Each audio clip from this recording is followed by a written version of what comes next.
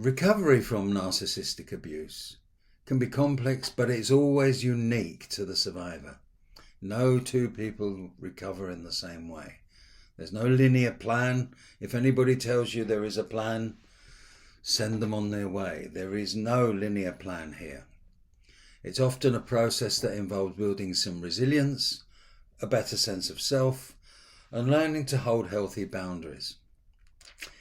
I'm going to be controversial here and say you don't need to leave to recover from abuse. You can stay with them if you learn how to take control back. Because about half the people I work with do stay in the relationship and improve their position, their self-esteem, their resilience. However, these podcasts are really aimed at if you've left or about to leave. So the title here, What Recovery from Narc Abuse Looks Like, is about if you are thinking of leaving. Decide on the goal, which will likely include freedom, but define it more clearly than just the word exclaimed as loud as you can. Freedom means what to you? What does it mean? Does it mean never having sight of that abuser again? Does it mean waking up in the mornings with that abuser with maybe some element of extra control that you've never had? So you're in one place, but you want to be in some place far away, even unachievable, or you may even think impossible. For me, this is what I call classic top-down thinking. You're here and you want to be over there, and it seems to be impossible to get there. What we need here is what I call bottom-up thinking. One small step at a time. We know where you're going. You may not be in a direct line. It may be over there or over here. But bottom-up provides small steps. So even if one or two are in the wrong direction, maybe a curve in the path, doesn't matter. You'll get there.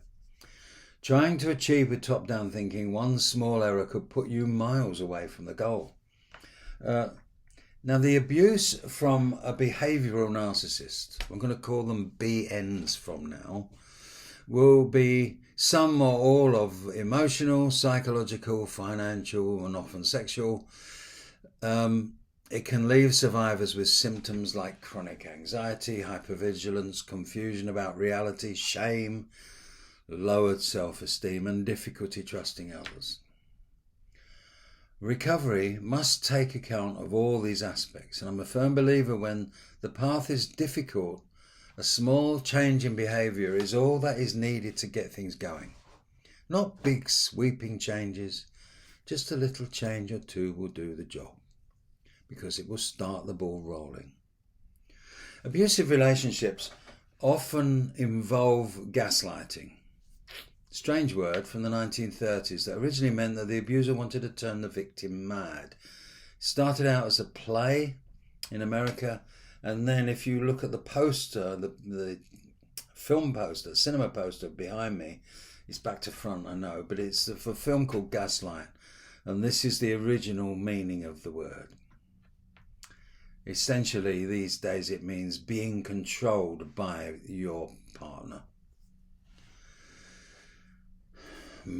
Part of the recovery, of course, is relearning to validate your own perceptions because they've been damaged by your abuse. If you decide to leave, you will grieve the fantasy relationship and the person you thought you were in love with, and often the future you had imagined. The most difficult aspect of this will be the bond you thought you had with your abuser. You were in love and imagined they were in love with you. Tragically, this love affair was a one-way street. They never loved you. They wanted an audience to worship them. Recovery needs you to reconnect with your values, your preferences, your strengths and desires. Try out an old hobby or even a new one. The control you were under probably pulled you away from self-care of all kinds. It is hard to turn negative thinking into positive. I tend to ask my clients to tack something positive on the end of a negative thought. It may sound daft, but it does work over time. For example, I feel I am worthless, but the sun is shining, and I love the sweater I'm wearing. Sounds silly? Yeah, of course it is. But what you're doing is you're leaving that thought positively rather than negatively. And it will, over time, it will work. It doesn't work the first go. Depends on how often you do it. You will start to think more positively. Before you see an end to your abuse, there will be hoovering attempts. They will try, likely with love bombing, to draw you back in. We've been here before. You can see it coming from a great distance. It's easy to resist. I'll say that again. It is easy to resist. Some of you may fall for it. Don't worry. Just start again. Bottom-up thinking, one small step. If you feel the need, educate yourself on the abuser personality type. Knowledge is power, of course.